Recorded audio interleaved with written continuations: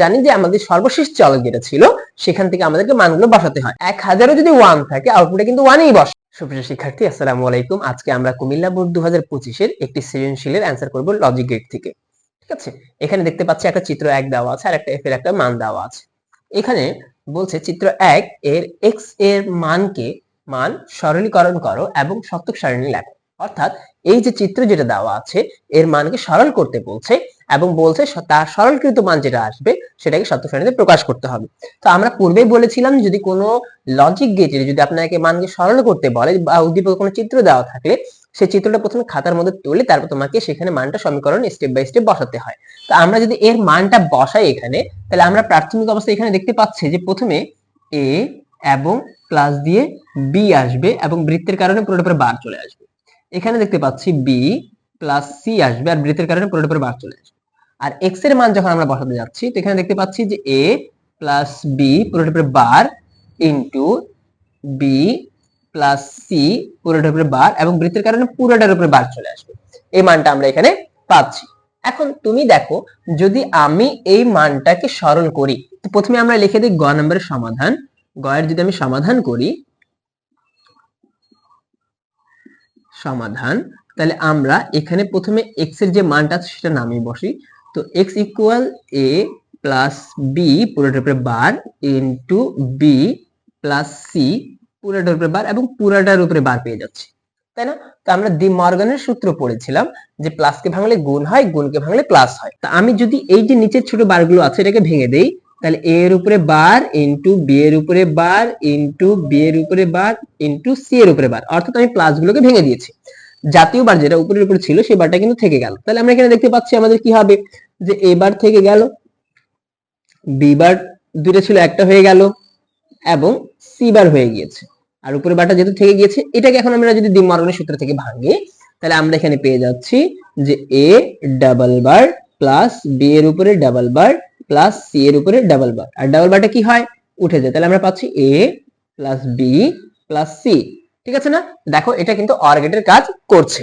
আমি যদি এর শতক সারণী তৈরি করি তো শতক সারণী তৈরি করতে গিয়ে এখানে যেহেতু তিনটি চলক আছে তাহলে আমাদের শতক সারণী নির্ণয় করার সূত্র হচ্ছে 2 to the power n plus 1, তাই না? তো n বলতে ইনপুট সংখ্যা, ইনপুট কত হবে 2 এর উপর আমি লিখে দিলাম 3, তার সাথে 1 যোগ করলাম, তাহলে আমাদের आंसर হয়ে যাবে 9টি, তাই না? তো 9টি আমার কি হবে সারি হবে। আর কলাম হবে কয়টি?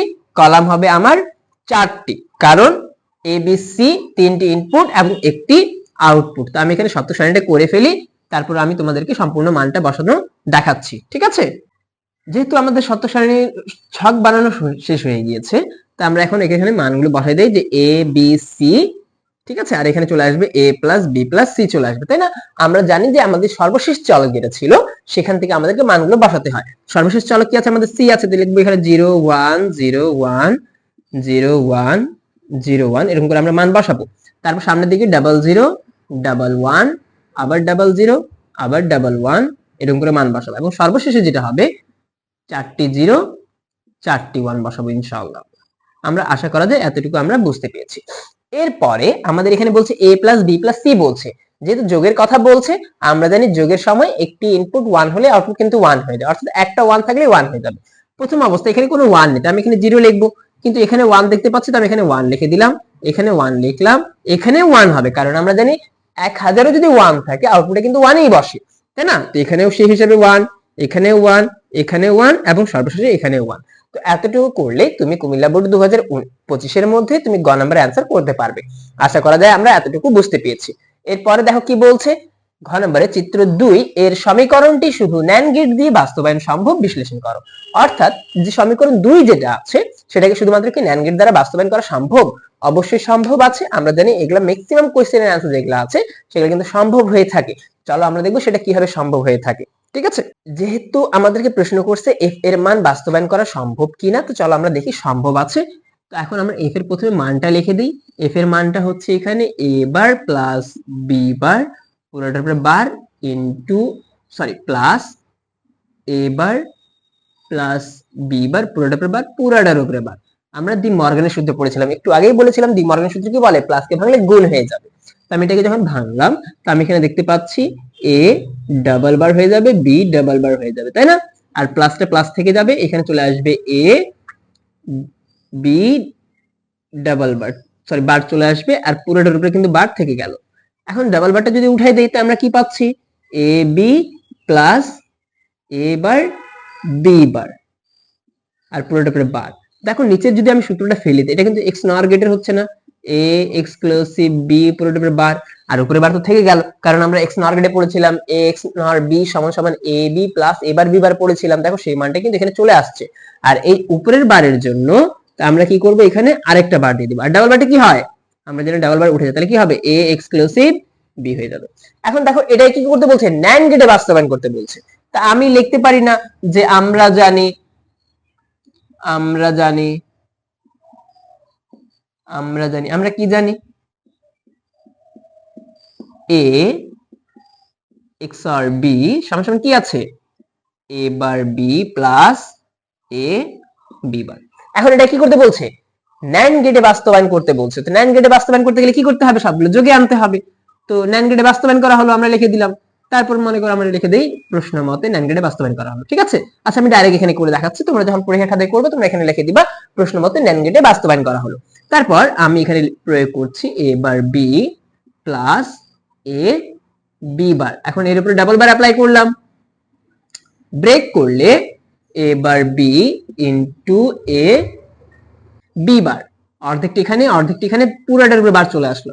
এখন দেখো এখানে কিন্তু সবগুলো গুণে চলে আসছে, আমরা কিন্তু এবারে যোগ করব, তাই না, মানে অর্থাৎ চিত্র করব। চিত্র করলে এ এবার বি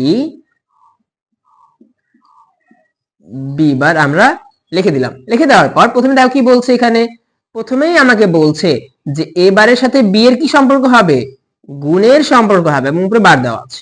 তারপর এখানে কি বলছে, এ বি বারের সম্পর্ক বলছে, তো আমি এ নিলাম, তারপর আমরা কি করব, বি বারের সম্পর্ক এদের মধ্যে গুণের সম্পর্কটা করে দিলাম। তারপর দুটাকেই আমরা কি করব, দুটাকেই আমরা করব যোগ করব, সরি দুটাকে আমরা গুণ করব। গুণ করার পর এই যে উপরে বার ছিল না, এই বারের জন্য আমরা কিন্তু বৃত্ত দিয়ে দিব, ঠিক আছে। তো আশা করা যায় আমরা এতটুকু বুঝতে পারছি। এখন দেখো এখানে চাইলে আমরা কিন্তু মানটা লিখে দিতে পারি। এখানে পাচ্ছি কি আমরা, এ বার বি পুরোটার উপরে বার, এখানে কি পাচ্ছি, এ বি বার পুরোটার উপরে বার, এবং সর্বশেষে পাচ্ছি এ বার বি পুরোটার উপরে বার ইনটু এ বি বার পুরোটার উপরে বার, তার সম্পূর্ণটার উপরে বার। তো আশা করা যায় তোমরা সকলে এতটুকু বুঝতে পেরেছো। কুমিল্লা বোর্ড 2025 এর প্রশ্ন এটা দেওয়া ছিল, আমরা সমাধান করেছি। ইনশাআল্লাহ এইভাবে করে আমরা প্রত্যেকটি বোর্ডের প্রশ্ন সমাধান করব ইনশাআল্লাহ। তো আশা করি তোমরা সকলে ভালো আছো, সুস্থ আছো, এবং এইভাবে করে আমরা ধারাবাহিকভাবে সবগুলো অ্যান্সার করার চেষ্টা করব। যে কোনো সমস্যা হলে তোমরা আমার কমেন্টের মধ্যে জানাতে পারো।